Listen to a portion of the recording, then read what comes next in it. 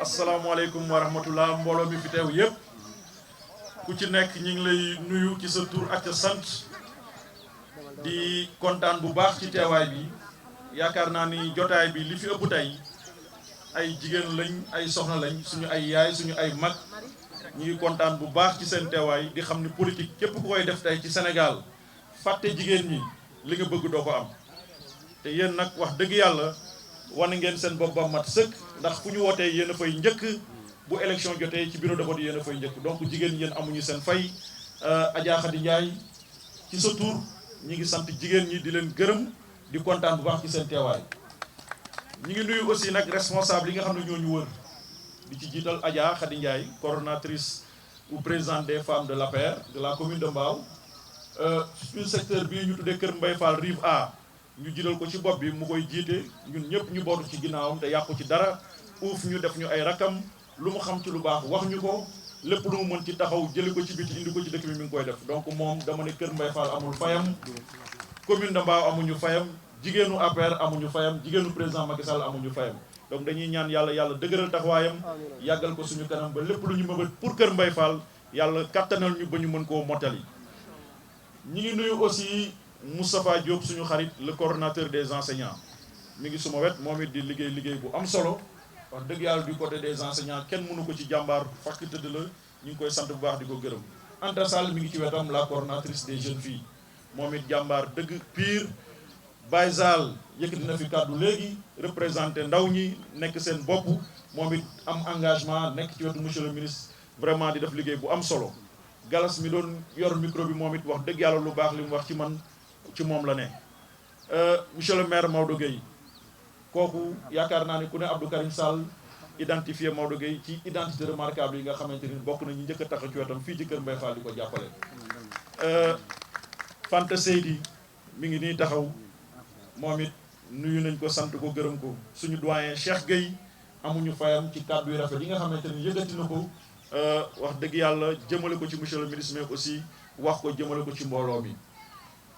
ñi ngi aussi nuyu Adja Marie Dem moom it gis nañ taxawaayam fii ci Kër Mbaye Fall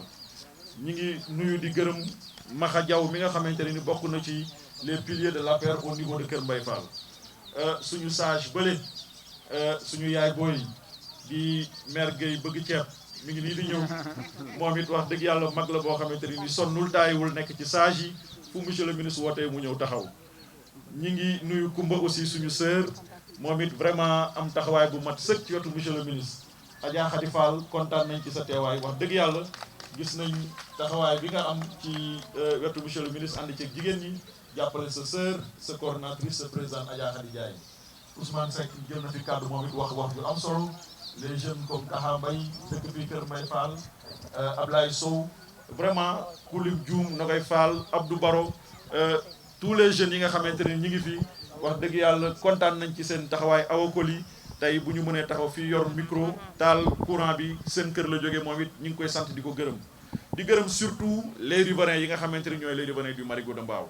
parce que ñoom it génn nañ ñëw taxaw suñu wet parce que li ñuy wax daf leen soxal daf leen intéressé parce que bëgg nañ seen cadre de vie baax bëgg nañ seen cadre de vie ñoom mais nag jotaay bi aussi bu taaroo bu rafetee liñ fi wax ñu mën koo dégg dafa am ay mag ay kilifa yoo xamante ni tey dañu déplacé wu ñëw taxaw suñu wet vraiment jàppale ñu épaulé ñu nekk ay kilifa nag yu yàgg ci dëkk bi dëgg yàlla xam histoire u dëkk bi xam histoire u Kër Mbaye Fall yàgg a taxawu Kër Mbaye Fall yàgg koo jàppale yàgg leen xeexal ba ñu koy def ñun bi ñu fi ñëwee nekk ay xale yu ndaw ci loolu lañ leen fekk ba tey ñun ñu jël relève bi ñoom ñu nekk suñu wet di ñu jàppale donc mën naa ci citer suma papa Talla Ndaw nekk un grand notable fii ci Kër Mbaye Fall li mu fi yëkkati ci ay kàddu yaakaar naa ni ñun mënuñu wax lu ko weesu jëmale ko ci monsieur le ministre mais aussi jëmale ko ci taxawaay bi nga xamante ne ni Abdou Karim Sall am na ko ci Kër Mbaye Fall te am na ko ci commune de Mbao de façon générale Cheikh Diaw suma cousin la mooy nekkoon le censeur du lycée de Mbao wax dëgg yàlla li mu fa rappelé ci histoire loolu ñu bari xëy na xamuñu ko woon man de bi ma fiy ñëw Kër Mbaye Fall fekk naa leen ñoom fi benn association tudde ko association des jeunes de Kër Mbaye Fall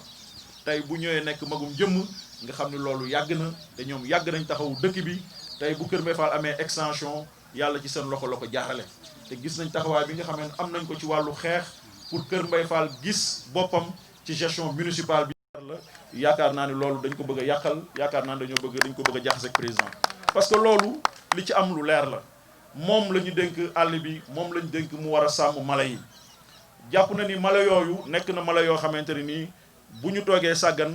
dana raar ci dëkk bi dootul am mais dañ leen war a jël aar leen sàmm leen waruñu leen bàyyi ci benn bërëb boo xamante ne nii tey bu lakk amoon mala yëpp dee wala bu fa feebar duggee mala yëpp dee ñu ne mala yi nag képp koo xam ne sénégalais nga te mën nga leen a jël yor leen ci anam boo xamante ni dinañ nekk ci nekkin bu baax ñu jox la nga signé ak état këyit ñu jël jox la duñ la may duñ la lebal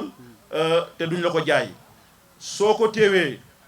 bu amee doom yow ak état yéenay séddoo mais mala yooyu saa bu ko état soxlaa da koy ñëw jël si am na ay privé yu bari yoo xamante ne nii jox nañ leen ci mala yooyu ñu jël ko seeni réserve yóbbu ko fa te état bu ko soxlaa da koy jël si moom it mi leen war a sàmm bu leen jëlee def leen ci benn bërëb accident nag dafay am bi accident amee ñaar loru ci loolu sénégalais yi bëgg ko def problème boo xamante ne nii xëy na liñ ci jublu mooy fexe na saxal liggéey bi nga xamante ni monsieur le ministre mi ngi koy liggéey te président dénk ko ñu ne du fi amee loolu moo waral nag boobu ba léegi ñu ngi koy yóbbu ci presse bi di ko yóbbu ci média yi pour jéem ko yàqal waaye loolu ñàkk a xam Abdou Karim Sall moo tax te ñun dey au niveau de Kër Mbaye Fall au niveau de la commune de Mbao pare nañ pour jàkkaarloog ñooñu lépp lu mu leen jaral rek ñun jaral nañu lu ko ëpp pour ñu taxaw seen kanam balaa ñuy egg ci Abdou Karim Sall jaar ci ñun parce que nag kuy liggéeyal Sénégal yaakaar naa ni nit ñi dañ la war a jàppale nit ñi dañ war a taxaw sa wet ñu toppatoo intérêt Sénégal bañ a toppatoo intérêt ñaari nit wala juróomi nit wala juróom-benn nit parce que Sénégal tey toll nañ ci 16 millions de personnes donc du ñu seetaan intérêt wu ñaar fukki nit wala intérêt wu téeméeri nit ñu bëgg ko jël teg ko ci kaw intérêt 16 millions de Sénégalais parce que tout simplement am na ay intérêt économique yu nekk ci ginnaaw moo tax nit ñi bëgg a yàq deram loolu duñ ko seetaan te pare nañ tey pour nekk bouclier autour du ministre ba képp koo xamante ni jóg nga pour jaar ci moom nga dal suñu kaw ba pare balaa nga eggee ci moom donc loolu dañ bëggoon ñëpp xam ko mu leer nañ fii ci commune de Mbao nag li ñu fi yëkkati léegi Ousmane Seck leeral na ko muy li ñuy wax déclassement 10 hectares ci forêt classée Mbao kooku ni ñu ko waxee ku ko dégg te xamuloo da ngay yaakaar ni Abdou Karim nit ku bon la parce que bu ñu nee yëkkati na 10 hectares jox ko Ablaye Timbo nekk nit nekk maire de Pikine moom mu nekk ministre nit ñi dañuy jàpp dañu koo séddoo alors que yëf yi demeewul noonu département de Pikine dafa am 16 communes Mbao ci 16 communes la bokk département de Pikine tey boo demee seen cimetière yi ñu am départemental muy armeel département bi ñëpp di suul comme armeelu Yoff ni mu nekkee Dakar armeel yi mi ngi Pikine ouest te tey fees na zone ba mu nekk zone ndox la kenn bëggul tey ñu yóbbu fa sa mbokk di ko fa suul parce que bu ñu gasee même pas 1 mètre ndox génn ñooñu jóg ak ay imam ay délégué ne président Macky Sall suñu armeel yi fees na wax dëgg yàlla bu ñu sañoon ñu daggal ñu foo xamante ni ci département bi danañ fa mën a def ay armeel yoo xam ne département Pikine yëpp a koy bokk 16 communes yëpp te Mbao ci la bokk président ne leen loolu danaa ko def mais maa ba ma falu ba pare suñu faloo dinañ dem ci armeelu ci forêt classée bi wetu armeelu Joolaa yi fi mu nekk jox leen fa 10 hectares bu ko defee musulmans yi di fa mën a rob chrétiens yi nekk ci département bi fa mën a rob du ñu dem Saint-Lazare bi nekk Yoff loolu bi ko président waxee boobu Abdou Karim Sall nekkul ministre de l'environnement dégguñu kenn wax ci dégguñu kenn coow ci dégguñu kenn jóg ñu bàyyi nag ba Abdou Karim Sall nekk ministre de l'environnement dëkk ci commune de Mbao nekk adversaire politique gu maire bi na xaaral mu profité ci loolu yàq deru Abdou Karim bu ko defee askan bi bu ñu ko déggee ni kii nit ku bon la bu élection locale jotee duñu ko jox seen maire loolu moo indi coow li te nag déclassement kenn rek moo am prérogative bu def ko muy président de la république Macky Sall balaa mu koy def nag dina am ci kuréel yu bari yu muy jaar yoo xam ne ku ci nekk dana laaj xalaatam bu laajee xalaatu ñëpp ba pare dana tëju biir néegam ne jox nañ ma seeni xalaat danaa xool li dal sama xel ma def ko ay armeel nag jàpp naa ni mooy kër bi nga xamante ne nii képp kuy doomu aadama balaa ngay xalaat kër gi ngay dëkk war nga xalaat kër googu ba pare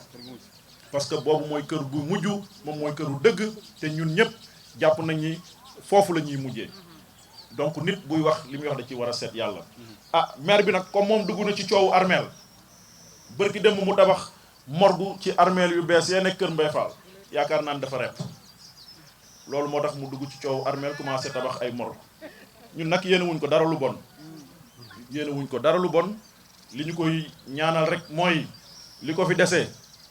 mu góorgóorlu comme nelaw na juróom-benni at yoo xamante ni defu fi dara ci commune bi rawatina Kër Mbaye Fall gii nga xamante ne nii tey bu ñu génnee ci kanam tuuti pour nga gis lumière boo xamante ni dina la permettre nga jóge fii dox nànk dem sa kër problème la loolu ci yooyu lañ ko doon xaar dex gi ñu jàkkaar lool te ñu gis ay nit yoo xamante ne nii ñu ngi fii suñu wet ñu xam leen bu baax chaque jour ñu jël ay camion suuf di sëkk dex gi pour yokk espace bi nga xam ne dañ ko bëgg a tabax loolu gis na ko nekk maire dëkk bi waroon dem ci yooyu lijjanti ko ba dex gi incha allah bu nawet ñëwee ndox mi dina jàll dem normalement dem géej ci yooyu la ñu koy xaar pour mu taxawoon ko lijjanti ko wax ci ba askanu Kër Mbaye Fall bu nawet jotee seen xel mën a daal waaye nag comme moom dafa nekk ci bataille politique boo xamante ne nii stratégie am mooy jéem a jël Abdou Karim jaxase ko askan bi jël Abdou Karim jéem a yàq deram loolu jàpp naa ni dafay tardeel boppam loolu il perd son temps comme ni ko tubaab bi waxee parce que Abdou Karim yaakaar naa ni Sénégal yëpp xam nañ ko commune de Mbao yëpp xam nañ ko xam nañ ni nit bu jub la xam nañ ni nit bu bëgg liggéey la xam nañ ni nit bu bëgg askan bi la donc kenn mënul yàq deram nit ñi nag dañu war a yeewu bu ñu déggee ñuy yëkkati ay coow ñu dem gëstu laajte yaakaar naa ne ku gëstu laajte bu ñu la expliqué ba mu leer sa bopp di nga dem toogaat sa kër te jàpp naa ni noonu la demee donc ñiy agité wu di cëppi-cëppi di wax ñun duñu leen tontu conseil yi ngeen ñu jox incha allah Cheikh Baye Tall ci loolu la ñuy nekk mooy wàcc ci terrain bi dem seeti nit ñi waxtaan ak ñoom lu ñu mën ci jàppale leen ñu jàppale leen parce que Sénégal tey fi mu nekk nii ñu wax ko ñu bañ ko wax dëkk bi metti na nit ñi sonn nañ jàngoro ji bi mu duggee Sénégal ba léegi kenn liggéeyatul kenn dematul kenn dikkatul nit ñi xëy na tal nañ leneen lu dul politique waaye nag boo nekkee ak adversaire boo xam ne dafay xëy di yàq bu ngoonee fu mu jaar yàq nga jaar fa yow it wax dëgg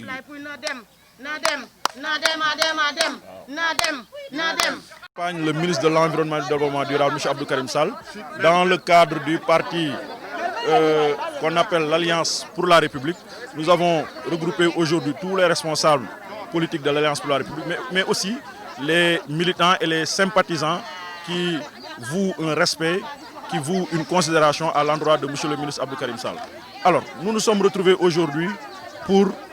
éclairer l'opinion publique nationale et internationale sur les agissements aujourd'hui de lobbies et de personnes tapis dans l'ombre qui,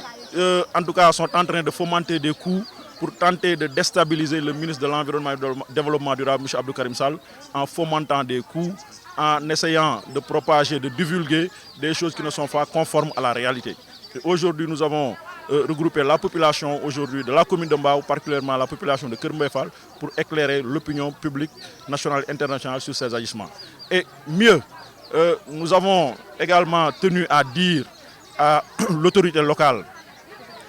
de Mbao, à savoir le maire de Mbao, que trop c'est trop. Il doit se ressaisir. Actuellement, il est en train d'accuser et de faire un mauvais procès au ministre en l'accusant d'avoir déclassé 10 hectares au niveau de la forêt classée de Mbao pour des cimetières départementaux. Nous tenons à dire au maire que le déclassement ne peut pas être fait par un ministre de l'Environnement. Ça, c'est une prérogative du chef de l'État qui lui est conférée par le code forestier, mais aussi par la Constitution. Donc, quand il mêle Abdou Karim Sall à ce déclassement, c'est en tout cas un mauvais procès fait à Abdou Karim Sall, mais aussi c'est une tentative de diabolisation, c'est une tentative de déstabilisation. Et il est aidé en cela par des jeunes qui n'ont rien compris, des jeunes qui sont tout simplement des bras armés qu'il est en train d'utiliser pour sa cause personnelle. Alors nous lui demandons de se ressaisir et de s'occuper des problèmes des populations. Il est resté ici pendant 6 ans, il n'a pas pu régler ces problèmes-là. Nous lui demandons tout simplement de nous remettre notre mairie et d'aller chez lui à Petit Mbao se reposer parce qu'il a montré ses limites. Il a parlé des hectares, on a parlé des oryx. Mais bon, ça aussi, c'est un mauvais procès qu'on est en train de faire au ministre. Parce qu'en tant que ministre de l'Environnement, il est le premier défenseur de l'environnement. Donc aujourd'hui, ces animaux qui sont des espèces protégées, mais ma foi, c'est le ministre qui doit absolument les protéger. Et comme c'est des espèces qui sont en voie de disparition, il n'est pas sûr de les laisser dans un seul endroit. Donc là, il y a des lois, il y a des protocoles, il y a des conventions qui sont là. Tout Sénégalais qui réunit les conditions peut bénéficier de ces espèces-là, qui restent la propriété de l'État. Maintenant, si l'État en a besoin, il vient les récupérer. Maintenant, le ministre, on ne l'a pas, en tout cas, donné. Il n'a pas acheté. Donc, ces animaux,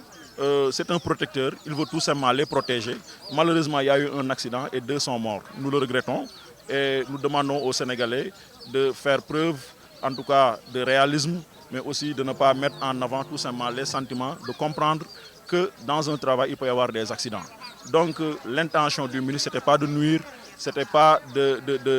en tout cas de faire disparaître ces animaux, mais c'est tout simplement de les protéger. Et aujourd'hui, nous sommes sûrs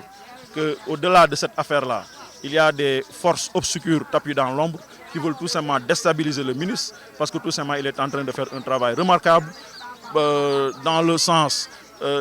d'appliquer la loi sur le plastique, mais aussi de combattre les coupes abusives de bois qui étaient des phénomènes qu'on avait constatés dans ce pays. Et depuis l'arrivée du ministre Abdou Karim Sall, nous avons vu quand même qu'il est en train de faire des pas des gens. Et il y a des gens qui ne sont pas contents du tout de ce qu'il est en train de faire. Qu'est-ce que vous comptez faire face à ces gens-là? À ces gens-là, tapis dans l'ombre, nous nous érigeons en bouclier. Nous sommes des boucliers du ministre. Nous sommes prêts à faire face à ces gens-là. Parce que tout simplement, ils sont en train de faire un mauvais procès au ministre et nous leur faisons face. Donc nous leur disons de faire preuve de retenue, mais aussi de laisser le ministre travailler parce qu'il est là pour travailler pour le Sénégal. Il bénéficie de la confiance du président et cette confiance lui permet aujourd'hui de travailler, d'apporter des résultats au bonheur de tous les Sénégalais. Merci.